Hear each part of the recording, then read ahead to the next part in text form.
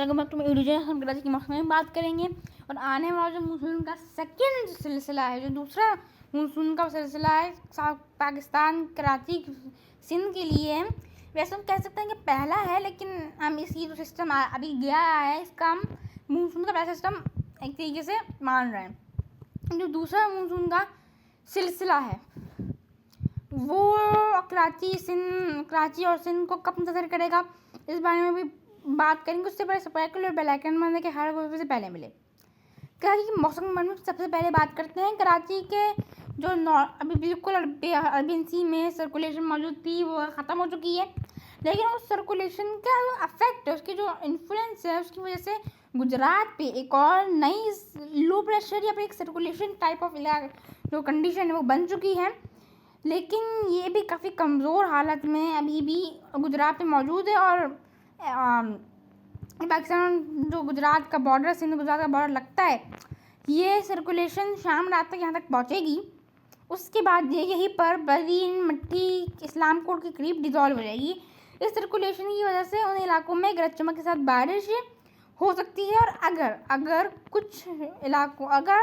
कुछ शिद्दत रहती है बादलों में, तो कराची तक पहुँच सकते। कल भी यही हुआ था कि जो बादल बने थे वो बरीन, मिट्टी, टट्टा के जो बादल बने थे, और वो कराची के जो साउथर्न इलाके हैं इनको मुतासर करते हुए आगे बढ़े थे।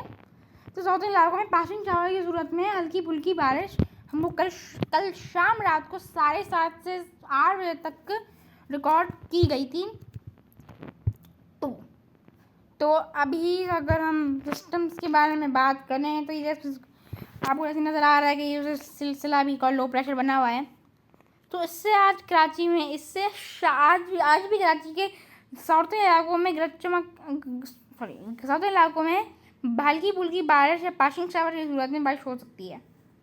अभी लो प्रेशर के गरज चमक के जो बादल हैं वो भी अरबियन सी में बने हुए हैं, और जिसकी वजह से भी कराची में जो समुद्री हवाएं हैं वो इस तरीके से लो प्रेशर की वजह से समुद्री हवाएं इस तरीके से कराची की तरफ मूव नहीं कर पा रही हैं, कराची की तरफ आ नहीं पा रही हैं, वो कर्व हो जाती हैं सिस्टम की वजह से। लेकिन अभी सिस्टम कुछ दिनों के अंदर आज ये सिस्टम ख़त्म हो जाएगा। सिस्टम के ख़त्म होने के बाद कराची में प्रॉपर तौर पे हवाएं शुरू हो जाएंगी। लेकिन पंजाब में, लाहौर, इस्लामाबाद में बारिशों के जो इम्कानात हैं वो मुसलसल बन रहे हैं, और वहाँ पर तेज़ बारिश हो सकती है, होंगी। क्योंकि होगा ये कि जो अभी समुद्री हवाएं चलेंगी, बहाल होंगी कराची में पूरी तरीके से, वो समुद्री बादल होंगे वो ऊपर आगे बढ़ते हुए लाहौर की तरफ पहुँचेंगे। और लाहौर की तरफ मगरबी जो हवा का सिलसिला एक रहेगा इस इलाकों की तरफ, और यहाँ से सिस्टम जो है नॉर्थन इलाकों को मुतासर करेगा। तो ये पाकिस्तान में मानसून का पहला प्रॉपर सिलसिला जो है मुतासर करेगा इलाकों को, और बारिशों का 22 बनेगा वहाँ पर।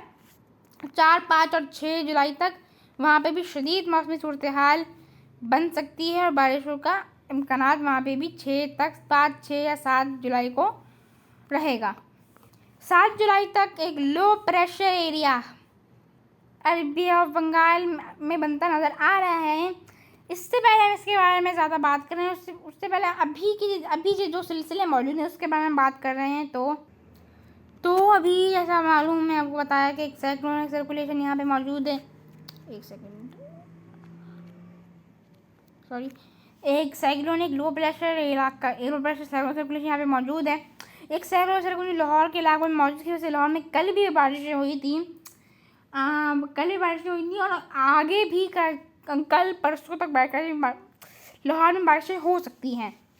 ये सर्कुलेशन यहाँ पे मौजूद है, और एक मानसूनी जो एक्सेस, अब मानसून की जो ट्रफ लाइन है वो प्रॉपरली सिस्टम तक पहुँच रही है, बे ऑफ बंगाल से अरबियन सी तक। और अरबियन सी की जो ट्रफ लाइन है वो यहाँ पे मौजूद है, और इस सिस्टम से कमज़ोरी ट्रफ लाइन यहाँ तक बनी हुई है।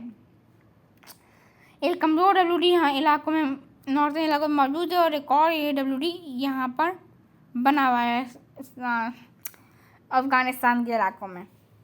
अभी तो ये सूरत हाल है, और अभी एक और साइक्लोनिक सर्कुलेशन इन इलाकों में बना हुआ है, और इससे भी एक ट्रफ लाइन यहाँ पर पीक और सेकंड सर्कुलेशन बना हुआ है, जो यहाँ से इसकी ट्रफल यहाँ से मिलती है।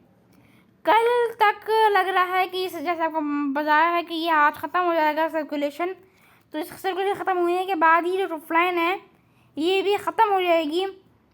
इसकी वजह से जिसके बाद जो साइक्लोनिक सर्कुलेशन है ये राजस्थान में दाखिल होगी अपनी शिद्दत। ये जो ट्रफलाइन है वो ख़त्म होगी तो अपना मॉइस्चर जो है वो छोड़ेगी, जिसकी वजह से ये जो साइक्लोनिक सर्कुलेशन मौजूद है यहाँ पे ये शिद्दत इख्तियार करके लो प्रेशर एरिया में राजस्थान में आएगी। ये राजस्थान में रहेगी और कुछ कल तक राजस्थान में रहेगी। उसके बाद ये कल शाम रात तक ये कमज़ोर होकर ख़त्म हो जाएगी। इसके भी कुछ असरात हमको बिल्कुल बहुत ही जो ईस्टर्न इलाके हैं इनके यहाँ पे हल्के फुल्के बादल बनने की सूरत में नज़र आएंगे। अगर हम प्रॉपर जो लो प्रेशर एरिया आने वाला है उसके बारे में बात करें तो 7 से 8 जुलाई को जो है 7 से 8 जुलाई तक एक लो प्रेशर इलाका एरिया अरबियन सी में बे ऑफ बंगाल में बनेगा, जिसका 2 रुख हो सकते हैं। ECMWF तो कह रहा है कि इसका रुख हमको इसी सिस्टम की तरह ऐसे जाता नज़र आ रहा है। ऐसे होता है तो ये कुछ देर के लिए एक तरीके से सिंध में दाखिल होगा, जिसकी वजह से सिंध के ऑलमोस्ट ये जितने भी इलाके हैं सिंध के यहाँ पे शदीद मौसमी सूरत हाल और शदीद बारिश का ख़तरा रहेगा। मतलब शदीद बारिशें भी नहीं, ये जो सिस्टम होगा ये डिप्रेशन से एक लो प्रेशर डिप्रेशन तक की हालत रख सकता है, और जब यहाँ पे होगा तो ये वेल मार्क लो प्रेशर तक की शिद्दत में रहेगा। इसी वजह से इन इलाकों में गरज चमक के शदीद बादल बन सकते हैं और शदीद बारिशें हो सकती हैं। और जो नॉर्थन सिंध के और कुछ बलूचिस्तान के इलाके यहाँ पर अगर बादल बन गए तो बारिशें हो जाएंगी, वरना नहीं रहेगी। तो एक तरीके से स्कैटर्ड सिचुएशन रहेगी। इसके इम्कानात पहले इसके इम्कानात से 30% है, लेकिन अब इसके इम्कानात बढ़कर 40% हो चुके हैं। और जो अभी एक और सर्कुलेशन और एक और ये है कि ये मुंबई के रास्ते जाए, यहाँ से ये ऐसे होए, इसके इम्कानात 60% हैं। इस सूरत हाल में सिर्फ और सिर्फ जो कोस्टल बेल्ट सिंध की वहाँ पे बारिशें और वहाँ पे बादल बन सकते हैं। अगर बन गए तो बारिश हो जाएगी, वरना नहीं होगी। अगर हम बिल्कुल प्रॉपर बारिशें करनी है, प्रॉपर होनी है बारिशें, तो सेकंड जो पहला वाला ट्रैक है इसके सब अगर बारिशें होनी है तो इसके चांसेस रहेंगे। अगर ये होती है तो सिंध में एक प्रॉपर मानसून का सिलसिला आ सकता है, जिसकी वजह से आने वाले सिस्टम होंगे उनका एक्सेस भी कुछ इसी तरीके रह सकता है। अगर ऐसा होता तो सिंध के काफ़ी इलाकों में आने वाले सिलसिलों में भी काफ़ी बारिशें होंगी।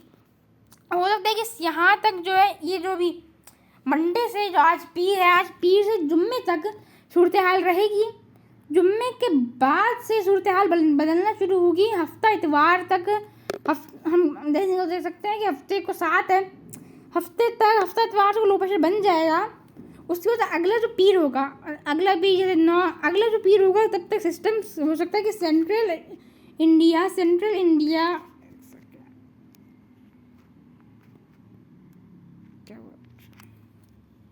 तो हो सकता है अगला जो हमको नजर आ रहा है कि 7-8 सिस्टम जब बनेगा तो हमको 9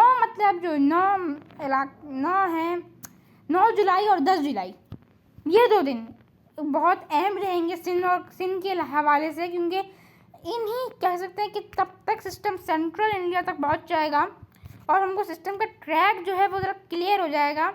फिर हम कोई एक ट्रैक चूज कर सकते हैं कि ये अरबियन यहाँ से निकलेगा, यहाँ से ऐसे निकलेगा, या फिर ये सिंध के करीब से होते हुए निकलेगा।